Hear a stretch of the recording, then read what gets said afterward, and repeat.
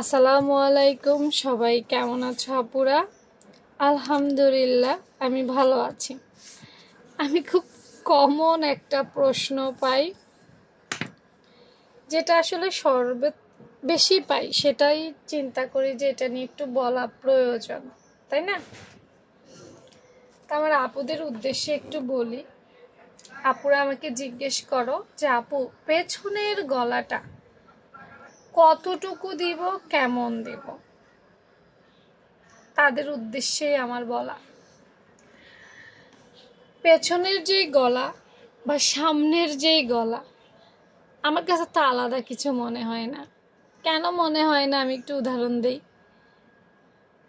ধরো তোমার পেছনে ছোট গলা পড়তে পছন্দ হয়, তাহলে তুমি ছোট দিবা। অনেকেই আমার কাছে আসে যে আমার পেছনের গলাটা একটু বড় করে দিবেন, তো তাদের জন্য আমি বড় করে দেই। এখন আমি যদি একটা নিয়ে বসে থাকি যে না, পেছনে তুমি বড় দিতে পারবে না, পেছনে তুমি ছোটই দিতে হবে, বা পেছনে তুমি ছোট দিতে পারবে না, পেছনে তুমি বড়ই দিবে, ভাই তাইলে তো হবে না। প্রত্যেকের অভিরুচি আলাদা। বারবার কেন এই কথাটা বলি? সামনে হোক আর পেছনে হোক, প্রত্যেকটা মানুষের পছন্দ আছে।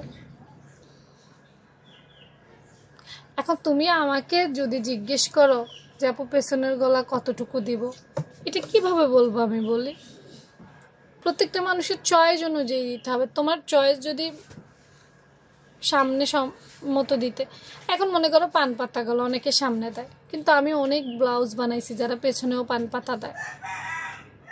তাহলে যে পেছনের জন্য আলাদা কোনো রুলস আছে, এটা আমার কাছে মনে হয় না। সামনে বলো পেছনে বলো একই তো রুলস, আলাদা কোনো রুলস আমি অন্তত জানি না। এখন ব্যক্তিগতভাবে তুমি যদি আমাকে জিজ্ঞেস করো যে আপু তুমি কেমন পরো, তাহলে আমি বলবো আমি সামনে আর পিছনে সমান পরি। সত্যি কথা, আমার সামনের গলাও 5 পরি, পিছনের গলাও 5 পরি, দুদিকেই আমি 5 পরি। গরমকালে আসলে 6 পরি। সিজন অনুযায়ী কিন্তু গলা চেঞ্জ আছে, দেখছো? তো আমি আসলে এভাবেই পরি। এখন তোমরা আসলে কিভাবে পরবা বা বানাবা, সেটা তো আসলে তোমাদের ব্যক্তিগত চয়েস বা তোমাদের কাস্টমারের চয়েস। আমি কিভাবে বলবো?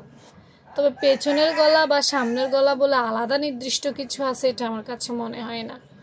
আমার কাছে সব জায়গায় একই মনে হয়। তোমাদের কি মনে হয়? তোমাদের সামনে পড়তে কেমন লাগে, পেছনে পড়তে কত লাগে কেমন লাগে? অর্থাৎ তোমরা পেছনে ছোট দিবা না বড় দিবা? আমাকে একটু মতামতটা জানায়, তাইলে বুঝবো যে ম্যাক্সিমাম আপু আসলে কোনটা পছন্দ করে। হ্যাঁ, তো ভালো থেকো সবাই। আল্লাহ হাফেজ।